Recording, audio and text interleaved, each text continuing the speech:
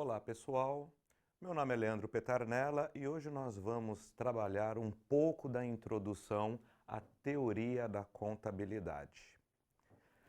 Vocês devem estar se perguntando, o que é a contabilidade? Da onde ela surgiu? Para que ela existe? Na aula de hoje, nosso objetivo principal é tentar tirar essas dúvidas e ver que a contabilidade não se faz só pela prática. Num primeiro momento, nós vamos falar da importância dela, do surgimento e da sua aplicabilidade, mas não enquanto prática, mas enquanto um aspecto teórico que a transforma em ciência. Pois bem, o que é importante nós sabermos para a gente começar a pensar a contabilidade? No primeiro momento, a gente precisa saber que a contabilidade é uma ciência. É uma ciência teórica e, ao mesmo tempo, prática. Mas como assim, professor? Uma ciência teórica e, ao mesmo tempo, prática? Bem, vamos com calma. Primeiro, a gente vai precisar definir o que é ciência. Para que ela serve? Da onde ela vem? Num segundo momento, nós vamos definir o que é a contabilidade, para que ela serve e como ela se constitui enquanto ciência. Aí sim, seremos capazes de entender uma ciência que se faz enquanto teoria, ou seja, nos seus aspectos teóricos, e também enquanto prática, ajudando aí no desenvolvimento e no ordenamento social. A contabilidade, numa maneira geral, ela é considerada uma ciência social. Como ciência social, ela vai estar pautada também nos aspectos econômicos, nos aspectos antropológicos, nos aspectos jurídicos de uma determinada sociedade. Mas por se tratar de uma ciência social que tem também um campo de aplicação, nós vamos considerá-la então uma ciência social aplicada. Diferente de outras ciências sociais, como a sociologia, por exemplo, que fica só no campo do pensamento, só no campo da reflexão. Aqui não. Aqui a gente reflete e aqui a gente também pratica. A contabilidade, ela também se ocupa dos aspectos qualitativos, ou seja, da qualidade, e dos aspectos quantitativos do patrimônio de determinada entidade. Aqui é importante lembrar que nós entendemos como entidade qualquer ser ou organismo que possa ter um vínculo e uma vida econômica. Essa entidade, então, ela pode ser considerada uma pessoa física, eu, você, ou também uma pessoa jurídica. Lembrando que as pessoas jurídicas jamais se confundem com os seus donos. As pessoas jurídicas, as entidades jurídicas, jamais deverão ser confundidas com os seus sócios. Fica a dica. E a contabilidade também, ela vai se firmar a partir de teorias, doutrinas e da própria prática. Opa! O aspecto teórico da contabilidade, em regra geral, em princípios gerais, ela vai apresentar de maneira sistematizada a visão de determinado fenômeno. O que isso quer dizer? Ela quer dizer que toda ciência, ela primeiro precisa do quê? De um objeto de investigação. Ela precisa de um ordenamento racional. Ela precisa de um procedimento. Ela precisa, então, buscar, enquanto base da própria ciência, a solução para esse problema ou para este fenômeno que está sendo investigado. No nosso caso, a contabilidade, ela busca soluções lógicas. Ou seja, ela vai apresentar a possibilidade de interpretação, a possibilidade de solução, a possibilidade de solução, mas também de avanço, de aprimoramento nos problemas que estão aí centrados na ordem prática, no controle do patrimônio de determinada entidade. Por isso, é importante ficar claro, a contabilidade ela é sempre racional. Sempre. Ela vai explicar, por meio dessa racionalidade que ela possui, determinada realidade que está acontecendo ali no momento. Ou seja, ela vai se firmar como a base científica da empiria. Professor, o que você quer dizer com base científica da empiria? Eu quero dizer que quando você senta na frente de um computador, debita, acredita, fecha um livro, fecha um balanço, você não faz isso por acaso. Existe uma ciência que, por sua vez, tem um aspecto teórico que embasa essa sua ação. Ou seja, a contabilidade não é só debitar e creditar. Ela é muito mais do que isso.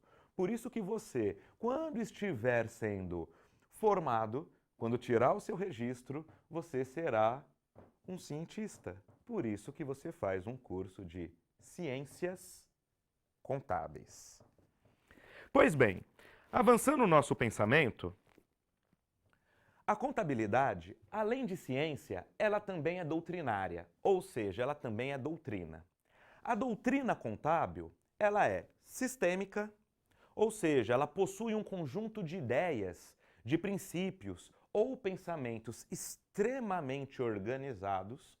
Ela não sai do nada e ela não vai para o nada. Ela também é demonstrativa, enquanto segunda doutrina, ou seja, ela tem um respectivo conjunto de valores, de procedimentos, de princípios, de convenções, de postulados que devem ser ensinados e, ao mesmo tempo, passível de compreensão. A rigor, isso quer dizer que tudo aquilo que nós aprendemos, tudo aquilo que nós fazemos enquanto contabilidade é sistematizado, é organizado, ela tem uma base por ir atrás disso e ela tem que ser compreendida pela sociedade. Ela tem que ser compreendida não só pelo contador, mas pelo público geral que tem acesso a essa ciência. A contabilidade, enquanto doutrinária, ela é também normativa. Ou seja, uma vez que é compreendida o sistema, é compreendido esse conjunto de princípios que existe por trás dela, esses princípios, essas convenções, esses postulados, que por sua vez são normativos, deverão ser seguidos. Então, logo, a doutrina contábil também se faz como norma. Pois bem, já o aspecto prático da contabilidade, ele é pautado na teoria. Isso quer dizer que, num primeiro momento, não somos capazes de pensar, de organizar a nossa própria realidade sem uma teoria que seja capaz de explicá-la. Então, a contabilidade assim também o é. Tudo aquilo que eu vou fazer na prática, vai haver uma explicação teórica por trás disso. Ela é pautada na doutrina, ou seja, deverá ser compreendido, deverá ser apreendido e deverá também ser normatizado. Professor, normatizado o quê? A prática, aquilo que eu estou fazendo enquanto contabilidade. E a contabilidade, a prática contábil, é por sua vez sempre contemporânea. Apesar de nós termos os princípios, apesar de nós termos um método secularmente já instituído, na medida em que a sociedade avança, na medida em que a sociedade evolui, a prática contábil também avança. A prática contábil também evolui. Haja vista, se você perguntar de repente para um contador que tinha sua prática contábil aí por volta da década de 1950, 1960, ele provavelmente vai dizer para você, olha, naquela época nós usávamos folha vegetal, naquela época nós debitávamos e creditávamos na mão. Nossa, você não usava sistema de informação? Você vai perguntar a ele e ele vai te responder. Naquela época isso nem existia. Hoje, por sua vez, a contabilidade ela é pautada nos sistemas de informação, não é? O sistema evoluiu, a contabilidade evoluiu também. O sistema mudou, a contabilidade muda também. Por que disso? Porque ela tem que atender às necessidades de controle patrimonial das entidades no momento no qual ela emerge e tentando garantir desta maneira a sua continuidade. Não podemos ser arcaicos. Claro, assim como a ciência evolui, ela também, enquanto ciência, vai evoluir. Pensando ainda a teoria da contabilidade, fechando o aspecto teórico, doutrinário e prático, nós podemos considerar então que a contabilidade, ela objetiva fornecer a base científica, ou seja, teórica e doutrinária, que fundamenta a ação prática da atividade de controle patrimonial de determinada entidade, visando garantir a sua existência, lembrando aqui, retomando os postulados, né, da entidade, e a sua continuidade, que é o segundo postulado, que junto com o primeiro, ou seja, o postulado da entidade e da continuidade, garante aí a base fundante, de maneira teórica, porém abstrata, da contabilidade enquanto ciência, a base contábil, o pilar contábil.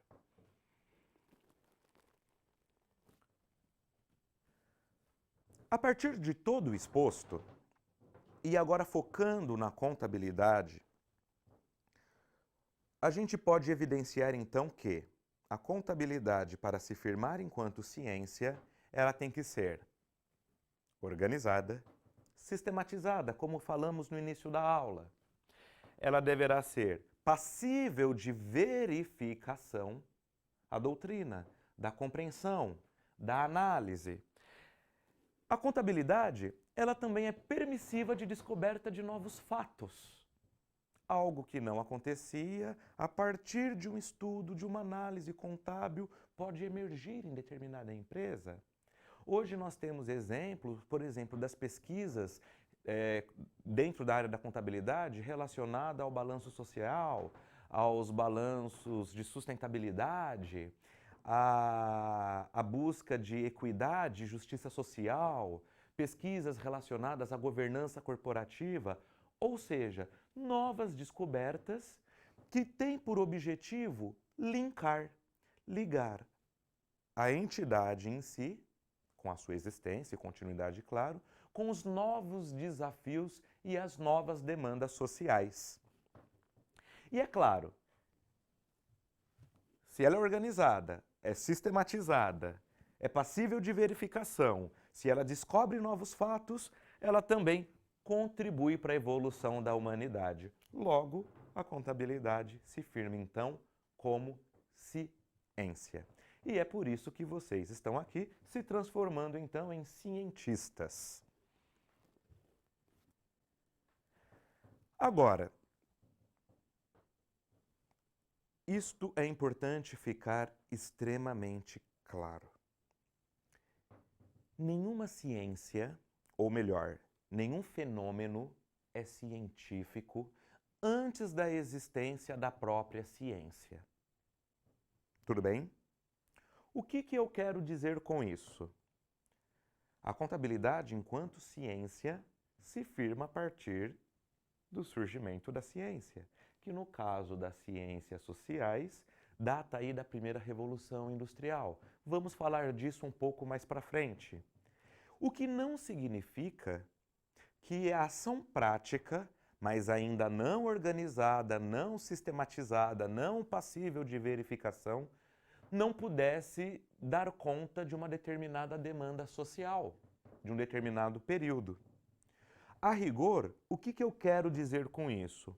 Que a contabilidade em si, apesar dela ser tão antiga quanto o próprio conhecimento humano, enquanto o próprio Homo sapiens, já que ela data aí os seus primeiros sinais há cerca de 4.000 anos antes de Cristo, ela vai se firmar como ciência a partir da primeira Revolução Industrial. Então entendam, estamos separando a contabilidade em dois grandes momentos. Um, do seu surgimento, dada a necessidade de evolução econômica da sociedade. E o outro, a partir da organização e da compreensão dos estudos, da análise, do fenômeno econômico que ocorria então na sociedade, firmando-se como ciência. Logo, antes da contabilidade ser entendida como ciência, ela já existia. Mas ela existia desde quando, professor? Não temos uma data precisa, mas alguns estudos indicam que esta data é por volta de 4.000 anos antes de Cristo. Mas da onde vem isso? De alguns traçados pré-históricos. Alguns estudiosos dizem que os traçados encontrados em cavernas, em pedras, eles possuíam alguns desenhos, um tigre, por exemplo, e alguns riscos na frente. Isso, traduzido ou entendido hoje, é claro, isso é uma especulação, tá? Mas é uma ideia que está sendo estudada. O desenho significava o quê? A qualidade do patrimônio. E os riscos? A quantidade. Então, um tigre, 3 riscos, logo aquele sujeito, aquele humano, deveria aí possuir ou ter tido deve ter passado por algum fato, algum fenômeno que envolveu 3 tigres. Um tigre, 3 traços. Logo, isso igual a 3 tigres, sem nenhum trocadilho. Pois bem, e isso indica então a necessidade de acompanhamento do patrimônio. Cacei um peixe, 10 riscos. Logo, pesquei 10 peixes. E assim, então, sucessivamente. Já como estrutura, ela começa a se organizar, ela começa a se estruturar, ela começa a ganhar os seus primeiros traços de organização no período mercantilista, ou seja, entre o século XIII e XIV, lá na Itália. Por que disso? Porque por volta de 1494, com o tratado escrito por Luca Pacioli, o Tratatus de Computis Scriptus, foi desenvolvido um método chamado de partida dobrada. Professor, que método é esse? É aquele método que ainda hoje você sofre. Sofre, mas aprende. Ou seja, para cada débito, existe um ou mais créditos que em sua soma deverá corresponder ao mesmo valor. Há quem diga que o método das partidas dobradas foi desenvolvido por Luca Pacioli, que por sua vez era um frei, porque neste período, dada a Inquisição, a sociedade ela estava sendo proibida de utilizar termos ou números negativos. Tudo que desse uma relação à negatividade era contrário aos pressupostos, aos dogmas que estavam sendo, então, colocados pela Igreja no período. Logo, Luca Pacioli começou, então, a trabalhar com a origem e o destino dos fatos, fazendo aí, então, que não existisse números negativos por meio do método da partida dobrada. E é claro, nesse período, o que ocorria também? Expansão da moeda, surgimento dos bancos. Começava então a se formar os pequenos centros comerciais, né? A sociedade, numa maneira geral, passava por uma grande revolução. Expansão marítima, né? Ó, exemplo, 1494, Pacioli desenvolve a partida dobrada. Em 1500, o Brasil é descoberto.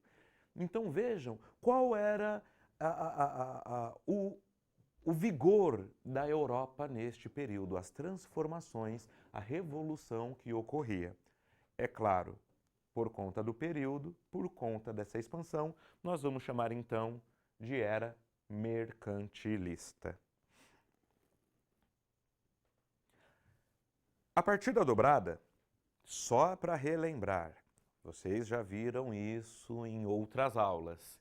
É um raciocínio onde que para todo crédito há um débito e ambos devem ser escriturados. É o famoso Tzinho, o famoso razonete. É claro que na época, em 1494, isso foi uma revolução na forma de controle e escrituração, já que evidenciava as fontes e as aplicações do recurso. Ou seja, da onde eu tirei a moeda e para onde ela foi. Ou da onde eu tirei a moeda e no que ela se transformou. E aí, nesse período, ela também se vincula ao surgimento da imprensa. A moeda substituindo o escambo, ou seja, a moeda substituindo a troca, que no fundo nós vamos usar um outro termo, porque na verdade não existe uma substituição de troca. Existe uma troca da troca. Professor, eu não entendi nada. Vamos lá. Com escambo, eu trocava mercadorias. Porquinho por batatinha, batatinha por banana, banana por vaquinha e assim sucessivamente. As pessoas deveriam ir até o centro comercial e trocar os seus objetos. Isso ainda hoje é uma prática muito comum em cidades interioranas. Com o surgimento da moeda, eu não preciso mais levar o meu animal até a feira. Eu não preciso mais andar com peso. Eu pego um agente, aí surge o banqueiro. Esse agente certifica que aquela quantidade de plaquinhas corresponde à quantidade de animais que eu tenho. Faz isso com todo mundo vai até o centro e começa a trocar plaquinhas. Isso é o dinheiro. Então vejam que a moeda ela ainda é um sistema de troca. A gente troca mercadoria por moeda e moeda por mercadoria. É uma evolução no escambo, o que não significa que ele tenha acabado. E aí, claro, né, começa o escambo, matemática se aprimorando, aritmética se aprimorando, as leis naturais sendo cada vez mais descobertas, o homem se colocando então como centro do universo e a ciência surgindo para todos. Então, como ciência em si, a contabilidade surge a partir da primeira revolução industrial. Então veja que falar da evolução da contabilidade é falar da evolução da sociedade. Falamos de uma primeira revolução mercantilista, surgimento da moeda, surgimento do mercado, surgimento dos centros comerciais. E agora nós estamos falando da primeira revolução industrial. Máquina a vapor, surgimento então dos transportes coletivos, expansão desses centros urbanos, aglomeração das pessoas em volta das unidades fabris, grandes epidemias, surgimento do trabalho. Professor, antes da Revolução Industrial não havia trabalho? Com o nome de trabalho, não. O trabalho, vinculado à ideia de emprego, surge então com a Revolução Industrial, primeira Revolução Industrial. E aí, é claro, com toda essa mudança, as pessoas deixando o campo, vindo para a cidade, deixando as suas terras para trabalhar numa fábrica 12, 20 horas, mulheres, crianças abarrotados em containers, passando fome, falta de saneamento básico, surgimento, avanço considerável da pobreza, falta de saneamento básico, faz com que, então, a sociedade comece a ser pensada sobre um outro aspecto.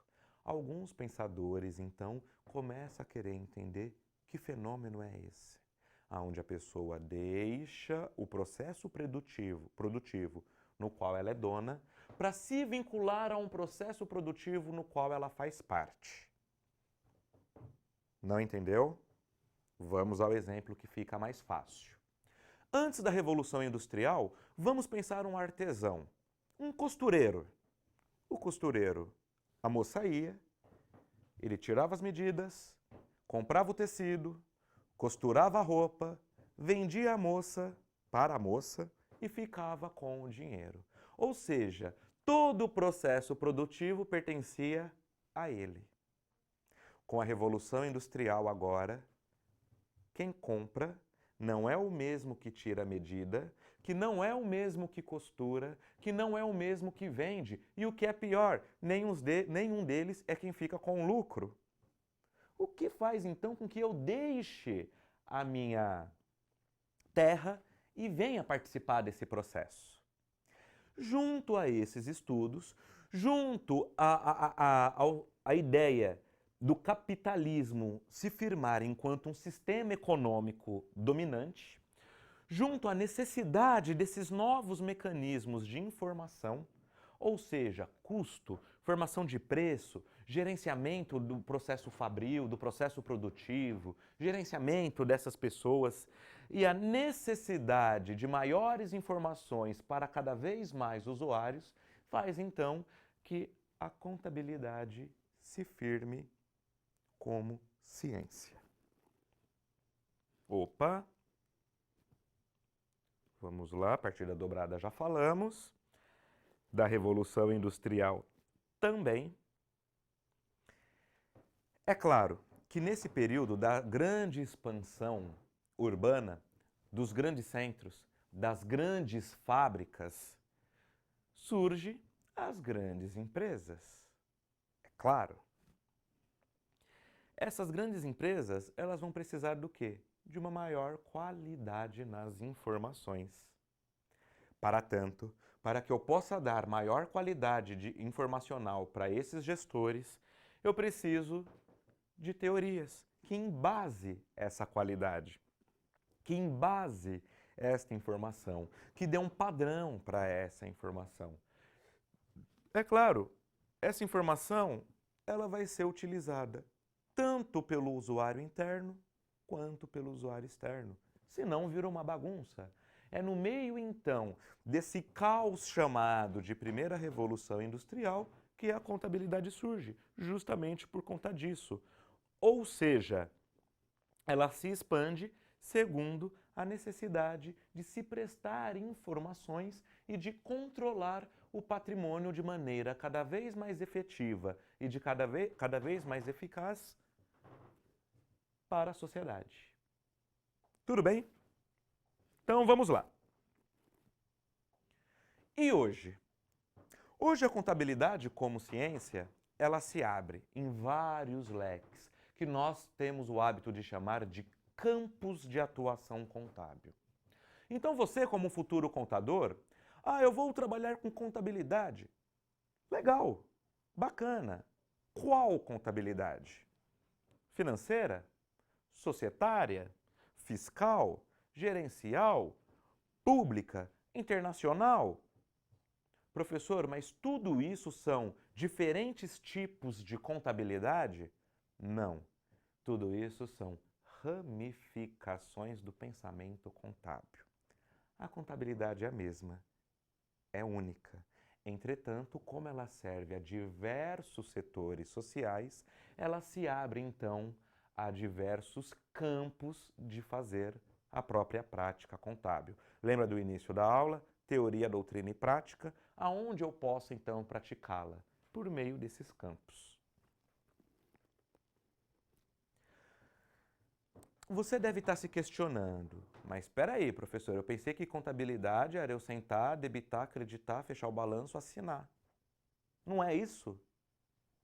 Eu quero dizer a você que não é só isso. Por exemplo, a contabilidade fiscal, ela vai se vincular aos aspectos normativos, prescritivos, de ordem governamental. As empresas, geralmente de grande porte, elas possuem um setor específico só para cuidar do tratamento tributário, só para cuidar das questões que se relacionam aos impostos, ao cumprimento das normas impostas pelo fisco, não é? Então, é um ramo da contabilidade. Por que não? Temos que ser especialistas para fazer isso. E ela nem sempre, no nosso caso brasileiro, ela se vincula aos princípios ou às normas contábeis. Por que em nosso caso brasileiro? Porque o Brasil, a gente, a partir da visão governamental, a contabilidade tende a ser feita para prestar contas ao governo e não ao contrário. Esse é o caso da contabilidade fiscal. Eu tenho a obrigatoriedade de todo final do ano fechar um balanço, de todo mês entregar uma determinada declaração, uma determinada demonstração. Ora, mas isso não pode ser feito. Eu não posso fazer uma contabilidade baseada no regime de caixa, mas para o governo pode. Então é uma contabilidade não diferente, mas à parte porque tende ou objetiva a atender a esses aspectos normativos. Nós temos aí um enfoque para a contabilidade que nós podemos chamar de enfoque legal, que ela se vincula ao entendimento dos aspectos legais que interferem diretamente na entidade, visando, desta maneira, cuidar do patrimônio da entidade sob a égide da lei. O que eu quero dizer com isso? Nem toda empresa pode fazer qualquer coisa. Nem toda empresa tem o mesmo tratamento legal.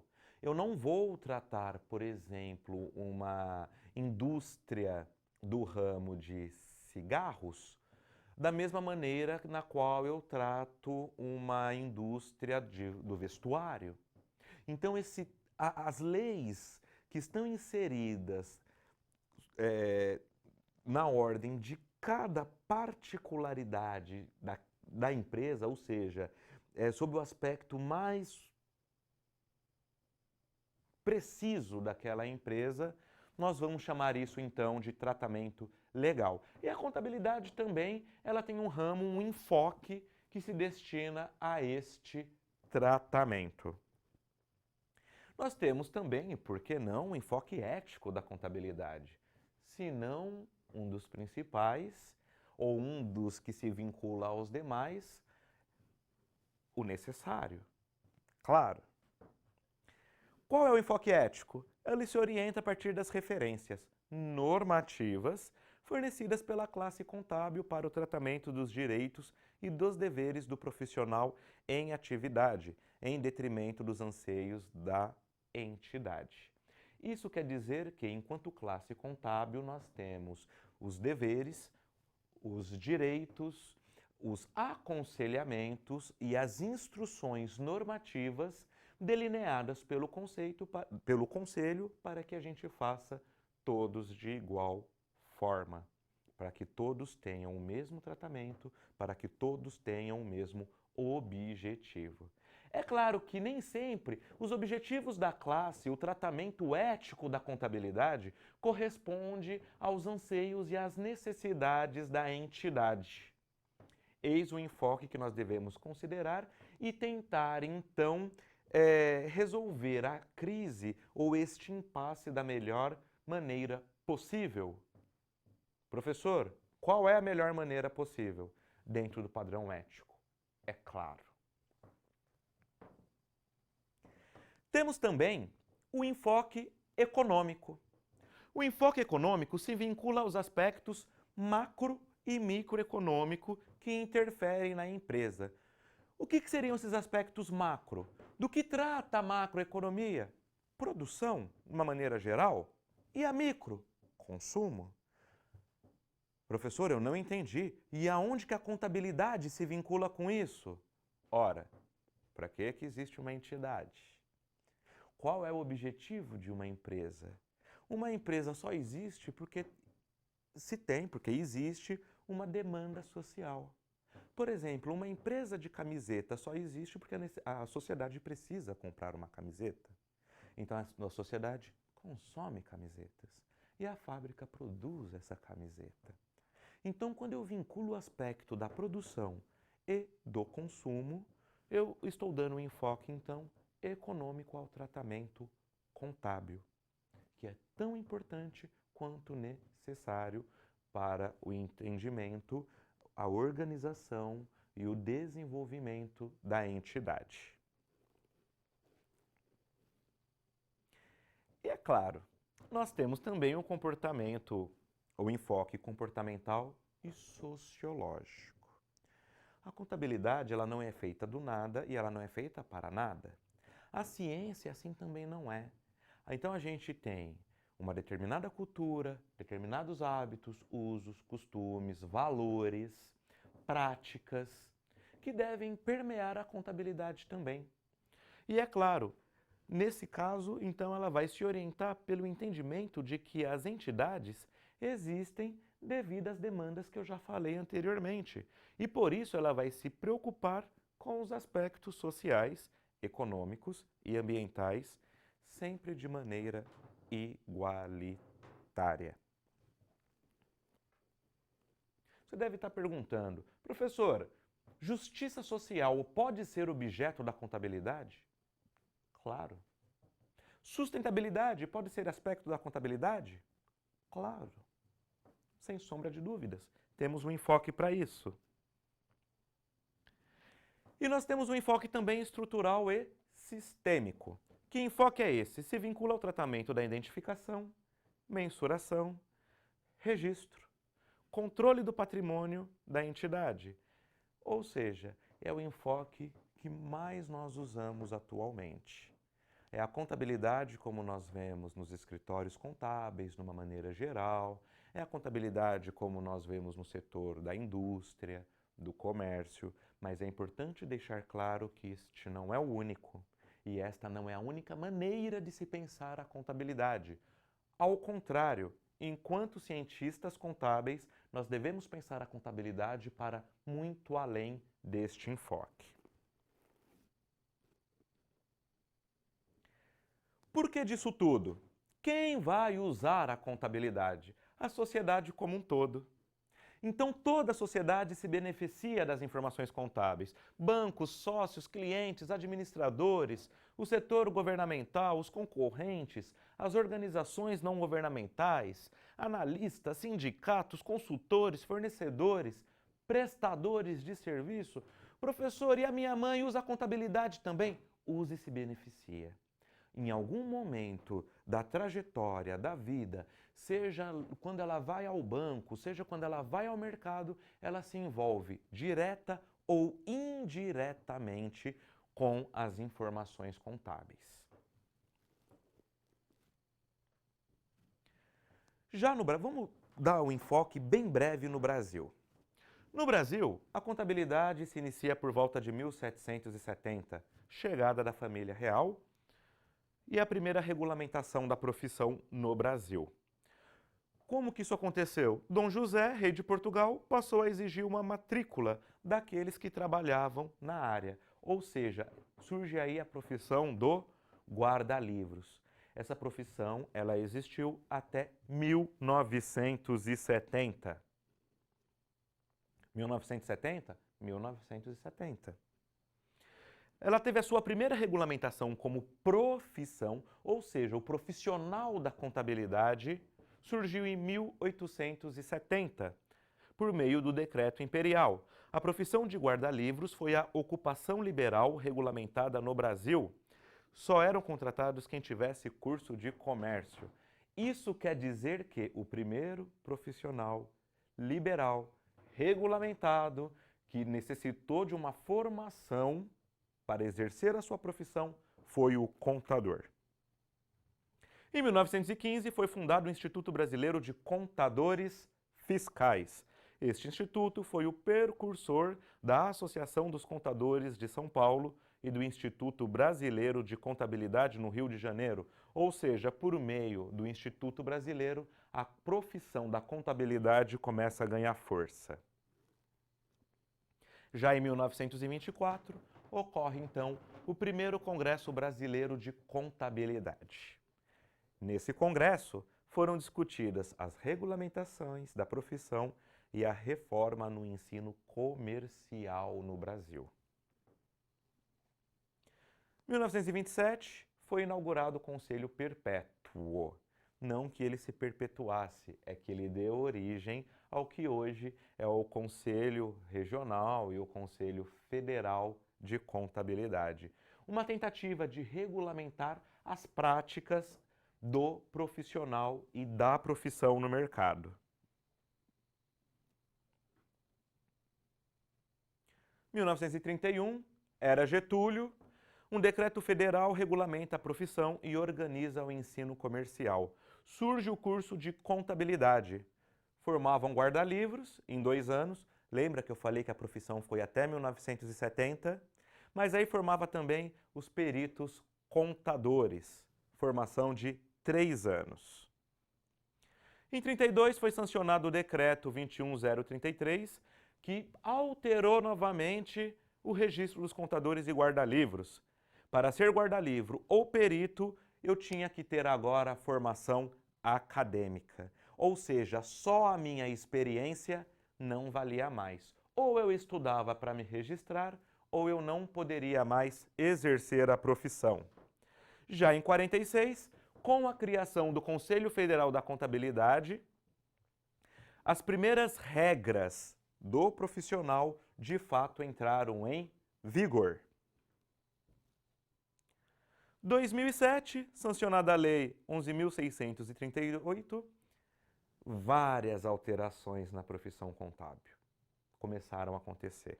Por meio dessa lei, o Brasil passou então a desenvolver seus procedimentos contábeis visando a vinculação aos aspectos normativos internacionais. Ou seja, agora a contabilidade brasileira busca um padrão de qualidade que passa a ser aceito então passa a ser mais aceito por mais países para além daquilo que a gente faz aqui em nível nacional. E é claro, né, para a gente caminhar essa discussão para o final. Professor, você falou da contabilidade no Brasil, falou do surgimento, falou dos ramos, falou da teoria, falou da doutrina, mas e aí? E hoje? Como é ou qual é essa profissão que eu escolhi para seguir? Atualmente, a contabilidade ela se encontra no centro dos processos decisórios. Já falamos isso anteriormente. Ela é uma das principais responsáveis para a composição e a manutenção da governança corporativa, por exemplo, a transparência das entidades, a busca pela eficiência de uma determinada empresa não se faz sem o auxílio da contabilidade. Ela abre agora para novos campos de estudo, como, por exemplo, a contabilidade socioambiental. Ela possui um caráter, hoje, extremamente multidisciplinar e, por isso, ela é responsável por uma visão holística e, ao mesmo tempo, sistêmica das entidades. O que eu quero dizer com isso? O contador hoje não é mais aquele cara que sente, debita e acredita apenas. Ao contrário, ele vai participar, ele vai ser capaz de regular e atuar em todos os níveis decisórios da organização. E pensando então que você agora tem uma nova visão do contador, é com esta ideia de um contador multidisciplinar, apto a entender essas novas emergências do mercado de trabalho, que eu me despeço de vocês. E deixo aqui então o meu muito obrigado pela videoaula de hoje.